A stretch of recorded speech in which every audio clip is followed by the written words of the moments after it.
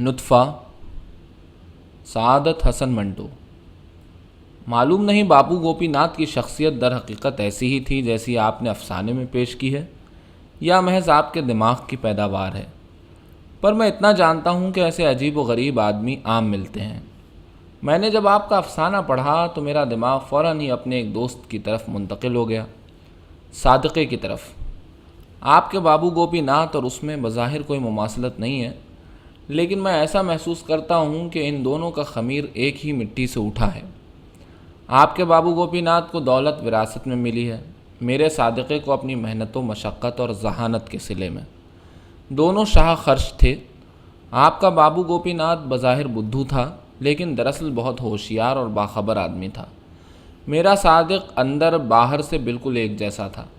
وہ بدھو تھا نہ چالاک، درمیانے درجے کی عقل و فہم کا آدمی تھا، اپنے کاموں میں آٹھوں گانٹھ ہوشیار، حسب کا پکا، لیکن دین کے معاملے میں بڑا بااصول۔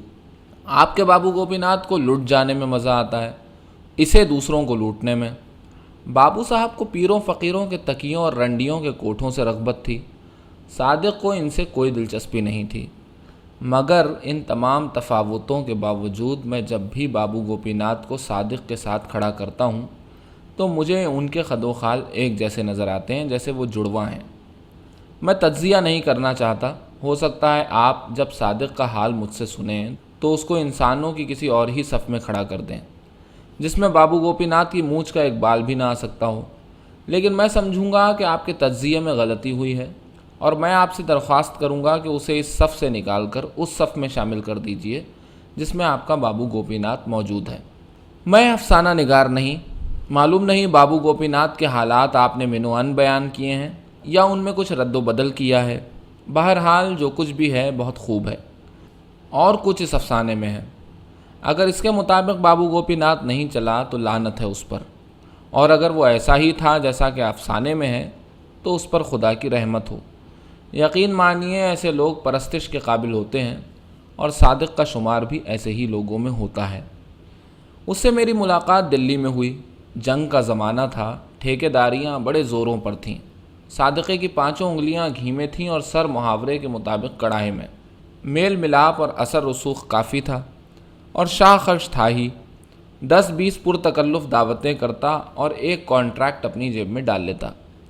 ایک بات ہے، بے شک اس نے بہت کمایا، دونوں ہاتھوں سے گورنمنٹ کا مال لوٹا، لیکن اس میں اس نے ان لوگوں کو برابر کا حصہ دیا جن کے ذریعے سے اس کو اس لوٹ کے مواقع بہم پہنچے تھے۔ اسی دوران میں اس کا گزر ان وادیوں میں ہوا جن کا بابو گوپی ناتھ ایک بہت بڑا زائر تھا، لیکن وہ ان میں بھٹکا نہیں، دوسروں کے ساتھ محض رواداری کی خاطر جاتا رہا، اور واپس گھر آ کر اپنے جوتوں کی گرد جھاڑ کر بیٹھ جاتا رہا۔ اس نے بوتل سے بھی تعارف حاصل کیا، مگر معانقے کی نوبت نہ آنے دی۔ 1-2 گھونٹ پی، صرف دوسروں کا ساتھ دینے کے لیے۔ ان کوٹھوں پر جہاں آپ کے بابو گوپی ناتھ کے قول کے مطابق دھوکہ ہی دھوکہ ہوتا ہے، صادقے نے خود کو دھوکہ دینے کی کبھی کوشش نہ کی۔ 1-2 بار اسے اپنے ساتھیوں کی خوشی کے لیے رنڈیوں کا منہ چومنا پڑا تھا اور چند واہیات حرکتیں بھی کرنا پڑی تھیں، مگر اس نے ان سے کوئی لطف حاصل نہیں کیا تھا۔ وہ رنڈی کے متعلق کبھی سوچ ہی نہیں سکتا تھا، لیکن اگر ملٹری کے نوجوانوں کے لیے رنڈیاں فراہم کرنے کا ٹھیکہ اسے مل جاتا تو وہ یقیناً ان کے متعلق بڑے غور و فکر سے سوچنا شروع کر دیتا۔ وہ کاروباری آدمی تھا، لیکن ایک دم حالات نے کچھ ایسا پلٹا کھایا کہ صادق وہ صادق ہی نہ رہا۔ جنگ ختم ہوئی تو ٹھیکے بھی ختم ہو گئے، پھر مقدموں کا کچھ ایسا تانتا بندھا کہ صادق کچہریوں کے چکر میں پھنس گیا۔ جو دولت پیدا کی تھی سب مقدموں کی نظر ہو گئی۔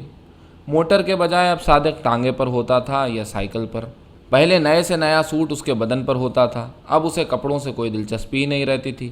پہلے اس کے خوش آمدی دوست اسے نواب صاحب کہہ کر پکارتے تھے، اب وہ صرف صادقہ اوئے صادقہ رہ گیا تھا۔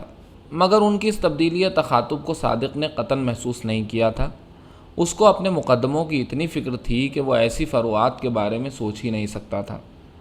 کچہریوں کے اس چکر میں اس نے اپنی مرضی سے بوتل کی طرف ہاتھ بڑھایا اور تھوڑے ہی عرصے میں دھڑلے کا شرابی بن گیا۔ اسی دوران میں اس کی ملاقات سرحد کے خان سے ہوئی جس کو وہاں کی حکومت نے صوبہ بدر کر رکھا تھا۔ یہ ملاقات رنڈی کے ایک کوٹھے پر ہوئی۔ زندگی میں صادق پہلی مرتبہ کسی انسان کے خلوص سے متاثر ہوا۔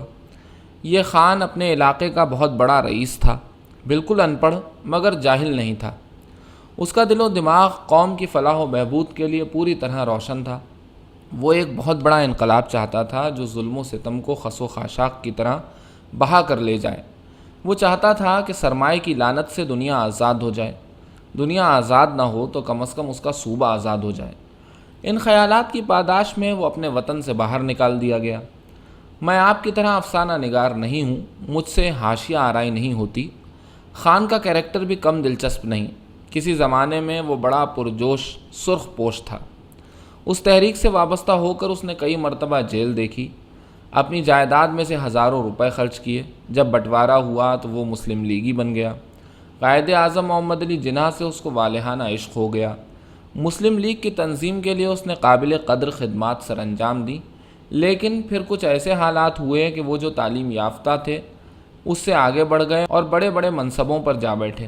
خان جھنجھلا گیا۔ اس جھنجھلاہٹ میں اس نے اپنے غیظ و غضب کا بڑا خام مظاہرہ کیا اور نتیجہ یہ ہوا کہ آپ کو کان سے پکڑ کر باہر نکال دیا گیا۔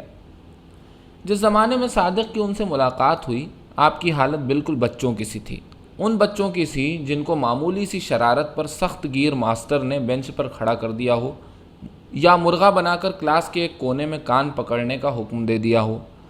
صادق جب بھی مجھ سے ان کی بات کرتا تو کہتا، بڑا بیبا آدمی ہے، کچھ میں بھی اس خان کے متعلق جانتا ہوں۔ یہ واقع ہے کہ صرف بیبا ہی ایک ایسا لفظ ہے جو اس کی شخصیت کو پورے طور پر اپنے اندر سمیٹ لیتا ہے۔ وطن سے دور تھا، سینکڑوں میل دور، مگر وطن کی یاد اسے کبھی نہیں ستاتی تھی۔ اپنے گاؤں میں ایک چھوڑ دو بیویاں تھیں، مگر ان کے متعلق اس نے کبھی تردد کا اظہار نہیں کیا تھا، اس لیے کہ اس کو اس طرف سے کامل یقین تھا کہ زمینداری سے جو کچھ وصول ہوتا ہے ان کے اخراجات کے لیے کافی سے زیادہ ہے۔ 700-800 روپیہ ماہوار اس کا مینیجر وہاں سے روانہ کر دیتا تھا، جو اس کی واکسال موٹر کے پیٹرول اور اس کی شراب پر اٹھ جاتا تھا۔ گھر اس کا ہیرا منڈی کے ایک کوٹھے پر تھا۔ صوبہ بدر ہونے کے بعد اس نے کچھ دیر اس منڈی کے مختلف کوٹھوں پر جھک ماری، آخر کار ایک کوٹھا منتخب کر کے وہاں مستقل طور پر اپنے ڈیرے جما دیے۔ 1.5-2 مہینے کے بعد خان صاحب کو محسوس ہوا کہ آپ کو اس کوٹھے کی رنڈی سے عشق ہو گیا ہے۔ آپ نے صادق کو اس راز سے بڑے بیبے پن کے ساتھ آگاہ کیا، صادق، وہ رنڈی جس کے کوٹھے پر تم سے پہلی ملاقات ہوئی تھی ہمارے دل کے اندر گھس گئی ہے۔ اس کو بدر کرنے کی کوئی ترکیب تمہارے دماغ کے اندر آتی ہو تو ہم کو بھی بتاؤ۔ صادق نے اس کو بہت سی ترکیبیں بتائیں جن پر خان صاحب نے عمل بھی کیا، مگر وہ اپنے دل کے اندر سے اس رنڈی کو شہر بدر نہ کر سکے۔ آخر کار انہوں نے ایک بار پھر اسی بیوے پن کے ساتھ صادق سے کہا، صادق، وہ رنڈی ہم پر سوار ہو گئی ہے، ہم اس کو اپنی بیوی بنا لے گا۔ صادق نے ان کو بہت سمجھایا بجھایا، مگر خان صاحب عشق کے ہاتھوں مجبور تھے۔ رنڈی کو بھی وہ پسند آ گئے تھے، چنانچہ ایک دن وہ میاں بیوی بن گئے۔ رنڈی کے گھر والوں کو یہ رشتہ بالکل پسند نہ آیا، بڑی گڑبڑ ہوئی، آخر سمجھوتا ہو گیا۔ رنڈی وہیں کوٹھے پر رہی اور خان صاحب اس کے شوہر کی حیثیت سے اس کے ساتھ رہنے لگے۔ صادق نے مجھ سے کہا، خان عجیب و غریب آدمی ہے، اتنے اونچے گھرانے سے تعلق رکھتا ہے، اخباری اور سیاسی دنیا میں نام رکھتا ہے، لیکن اسے کبھی اتنا خیال نہیں آتا کہ وہ ایک بدنام محلے میں رہتا ہے۔ ایک رنڈی جس کے ہزاروں گاہک تھے اس کی بیوی ہے۔ مجھے بعض اوقات حیرت ہوتی ہے کہ پٹھان ہو کر اس کی غیرت کہاں سو رہی ہے۔ سرحد میں 2 بیویاں پڑی ہیں، اولاد موجود ہے، مگر وہ کس اطمینان سے ہیرا منڈی کے کوٹھے میں ایک چچوڑی ہوئی ہڈی چوستا رہتا ہے۔ اس سے اس بارے میں کچھ کہتا ہوں تو اس کے بے ریا چہرے پر بی سی مسکراہٹ پیدا ہوتی ہے اور وہ مجھ سے کہتا ہے، صادق، وہ لوگ ادھر راضی خوش ہے، ہمیں کوئی تردد نہیں، اور یہ رنڈی بہت اچھا ہے، ہم سے محبت کرتا ہے۔ جو عورت ادھر ہوتا ہے نا، محبت کرنا نہیں جانتا، ناز نخرہ نہیں جانتا، اور مجھے یقین آ جاتا ہے، مجھے اس کی ہر بات کا یقین آ جاتا ہے۔ اور یہ واقعہ ہے کہ صادق، جس کو پہلے کسی بات کا یقین نہیں آتا تھا، اب اس خان کے کہنے پر چلتا تھا۔ جب وہ مقدموں سے فارغ ہوا تو اس نے ملٹری کی چھوڑی ہوئی بارکیں ڈھانے اور ان کا ملبہ اٹھوانے کا ٹھیکہ لے لیا۔ اس کام سے اسے نفرت تھی، مگر خان صاحب کے مشورے کو وہ کیسے ٹال سکتا تھا۔ چنانچہ 1 برس تک وہ کمہاروں اور ان کے گدھوں اور ملبے کے دھول غبار میں پھنسا رہا، لیکن اس میں اس نے کافی کمایا۔ خوش آمدی دوست یار پھر اس کے گرد جمع ہو گئے۔ میرا خیال تھا کہ وہ انہیں منہ نہیں لگائے گا، لیکن اس نے ان کو دھتکارنے کی کوئی کوشش نہ کی۔ پہلے صرف دسترخوان پر ان کی شمولیت ہوتی تھی، اب بوتل میں بھی وہ اس کے شریک ہونے لگے۔ خان نے اس کو بتایا تھا کہ شراب بہت اچھی چیز ہے، خصوصاً اس آدمی کے لیے جو صوبہ بدر کر دیا گیا ہو۔ بوتل سے منہ لگاتے ہی ایک نیا صوبہ اس کے دل و دماغ میں آباد ہو جاتا ہے، جس میں وہ ایک کونے سے دوسرے کونے تک جہاں چاہے اسٹول پر کھڑا ہو کر باغیانہ سے باغیانہ تقریر کر سکتا ہے، سرمایہ کی تمام لعنتوں سے اس کو پاک کر سکتا ہے۔ اور پھر رنڈی کا کوٹھا، اس سے بہترین گھر تو اور کوئی ہو ہی نہیں سکتا۔ بیوی گھریلو اور سگی قسم کی ہو تو آدمی اسے گالی نہیں دے سکتا، اگر رنڈی ہو تو گندی سے گندی گالی بھی اسے دی جا سکتی ہے، اس کی ماں کے سامنے، اس کی پھپھی کے سامنے، اس کی چچی کے سامنے، اور اگر اس کا کوئی باپ موجود ہو تو اس کے بھی سامنے۔ پھر وہ اسے اپنے مخصوص خام اور بیبے انداز میں روزمرہ زندگی میں گالی کی اہمیت بیان کرنے لگتا اور اسے بتاتا کہ یہ بہت ضروری چیز ہے، اگر آدمی اسے وقتاً فوقتاً اپنے اندر سے باہر نہ نکالے تو تعفن پیدا ہو جاتا ہے، جو بالآخر دل و دماغ پر بہت برا اثر کرتا ہے۔ رنڈی کا کوٹھا اور گھریلو گھر زمین و آسمان کا فرق ہے۔ وہاں 100 بکھیڑے ہوتے ہیں، اتنا ساز و سامان اور اتنے رشتے ہوتے ہیں کہ آدمی ان سے چھٹکارا حاصل کرنا چاہے تو پوری زندگی اسی کوشش میں بسر ہو جائے، مگر یہاں رنڈی کے کوٹھے پر ایسی کوئی مشکل نہیں۔ اپنا ہول ڈال اور ٹرنک اٹھاؤ، اچکن کاندھے پر ڈالو اور کسی ہوٹل میں جا کر بڑے اطمینان سے طلاق کا کاغذ لکھ کر روانہ کر دو۔ ایک بات اور بھی ہے، رنڈی کو سمجھنے میں اگر دقت محسوس ہو تو اس کو استعمال کرنے والے ایسے کئی آدمی موجود ہوں گے جن کے تجربوں سے فائدہ اٹھایا جا سکتا ہے۔ پھر گانا بجانا مفت، عیاشی کی عیاشی، شادی کی شادی، جی اکتایا تو چھوڑ کے چلتے بنے، کوئی اعتراض نہیں کرے گا، کوئی برا نہیں کہے گا، بلکہ وہ جو شریف ہیں مرحبا کہیں گے کہ صبح کا بھولا شام کو گھر لوٹ آیا، رنڈی کو لعنتی کہیں گے جو چمٹ گئی تھی، اور خدا بندے کریم کا شکر بجا لائیں گے کہ اس نے اس سے نجات دلائی۔ اور رنڈی کی زندگی میں بھی کوئی زلزلہ نہیں آتا، اس کے لگے بندھے گاہک موجود ہوتے ہیں، تمہاری ٹھیکے داری ختم ہوتی ہے تو وہ اطمینان کا سانس لیتے ہیں کہ چلو ہمارا راستہ کھلا۔ صادق کو خان رنڈی سے شادی کے فوائد اکثر بتاتا رہتا تھا۔ بوتل سے بڑے خلوص کے ساتھ منہ لگا کر اب اس نے رنڈیوں کے کوٹھوں پر بھی آنا جانا شروع کر دیا تھا، مگر اس نے ان میں وہ بات ابھی تک نہیں دیکھی تھی کہ جن کے متعلق وہ اکثر اپنے پٹھان دوست سے سنا کرتا تھا۔ خان کو صادق کے دل کا حال اچھی طرح معلوم تھا، اس کو پتہ چل گیا تھا کہ وہ ہیرا منڈی سے اکتا گیا ہے، کاروبار اچھا ہے، آمدن کی معقول صورت پیدا ہو گئی ہے، اس لیے وہ اب اپنا گھر بنانا چاہتا ہے جس میں اس کی 1 عدد بیوی ہو، 10 عدد بچے ہوں، کلوٹ ہوں، پوتڑے ہوں، چولہا ہو، چمٹا ہو، توا ہو۔ وہ پھل خریدے تو سیدھا گھر پہنچے، شراب کی بوتلوں کے بجائے دودھ کی بوتلیں خریدے، میراثیوں اور بھڑووں کے بجائے شریف لوگوں سے ملے۔ شروع میں تو خان اپنے مخصوص انداز میں اسے ایسے واہیات اقدام سے روکنے کی نرم و نازک کوشش کرتا رہا، لیکن جب اسے معلوم ہوا کہ اس نے اپنے محلے میں کسی سے کوئی مناسب و موزوں رشتہ ڈھونڈنے کے لیے کہا ہے تو اس کو بہت کوفت ہوئی۔ صادق، یہ تم کیا حماقت کرنے والا ہے؟ شادی وادی ہرگز مت کرنا، یہ دنیا ایسی ہے جہاں کسی وقت بھی تم کو صوبہ بدر یا شہر بدر کر دیا جا سکتا ہے۔ میں اتنے برس کانگریس میں رہا ہوں، سرخ پوش تحریک چلانے میں اتنا کام میں نے کیا ہے کہ تم کو اس کا اندازہ ہی نہیں ہو سکتا۔ میں نے اپنی پولیٹیکل لائف میں صرف یہ سیکھا ہے کہ زندگی میں تم جس کو بھی شریک بناؤ، اٹیچی کیس کی طرح ہونی چاہیے، جس کو تم ہاتھ میں اٹھا کر چلتے ہو یا اسے وہیں چھوڑ دو، وہ زیادہ قیمتی نہیں ہونی چاہیے۔ قیمتی چیزوں کو چھوڑ دینے کا بڑا غم رہتا ہے۔ سو برادر، تم شادی نہ کرو، باز آؤ اس خیال سے، وہ رنڈی جس کے پاس تم جاتے ہو کیا بری ہے، اس سے عشق کرنا شروع کر دو، یہ کوئی مشکل کام نہیں، تھوڑی سی پریکٹس کر لو تو سب ٹھیک ہو جائے گا۔ صادق نے گھریلو قسم کی عورت سے شادی کے حق میں اپنے دلائل پیش کیے، مگر خان کے سامنے ان کی کوئی پیش نہ چلی۔ صادق، تم الو ہو، خدا کی قسم الو ہو، تم ہماری بات نہیں مانتا، جس کے پاس 2 بیویاں ہیں اپنے قبیلے کی، تم ہماری بات مانو، ہم تمہارا دوست ہے، پٹھان ہے، خدا کی قسم کھا کر کہتا ہے کہ ہم جھوٹ نہیں بولتا۔ یہ دنیا جس میں ہم جیسے مخلص آدمی کو صوبہ بدر کرنے والے حاکم موجود ہیں، اس میں رنڈی کے کوٹھے ہی کو اپنا گھر بنانا چاہیے۔ ہم کو تو یہاں بہت آرام ہے، تم بھی ہیرا منڈی میں اپنا گھر بنا لو اور آرام کرو۔ صادق عجیب مخمصے میں گرفتار تھا، مجھ سے مل کر وہ گھنٹوں باتیں کرتا رہتا، وہ ہیرا منڈی کے سخت خلاف تھا، مگر تھوڑی دیر کے بعد میں نے محسوس کیا کہ وہ اس کا قائل ہوتا جا رہا ہے، کیونکہ اب وہ خان کی کہی ہوئی باتیں یوں سناتا تھا جیسے اس کے دل کو لگ چکی ہیں۔ چنانچہ ایک روز اس نے مجھ سے کہا، میں نے ساری عمر ٹھیکیداری کی ہے، اور ٹھیکیداری سے بڑھ کے بے ایمانی کا اور کوئی کاروبار نہیں ہو سکتا۔ اس کا اول کھوٹ، اس کا آخر کھوٹ۔ یہ ایسا بازار ہے جس میں کوئی کھرا سکہ نہیں چل سکتا۔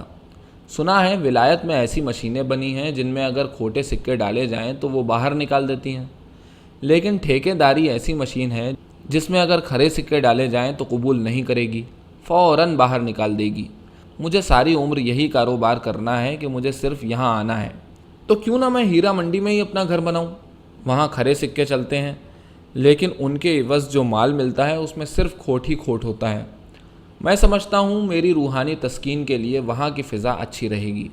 پھر ایک روز اس نے مجھے بتایا، خان بہت خوش ہے، اس کی دونوں بیویاں وہاں سرحد میں اس کے گھر میں خوش ہیں، اس کی اولاد بھی خوش ہے، ان کی خیر خیریت اس کو اپنے مینیجر کے ذریعے سے معلوم ہوتی رہتی ہے۔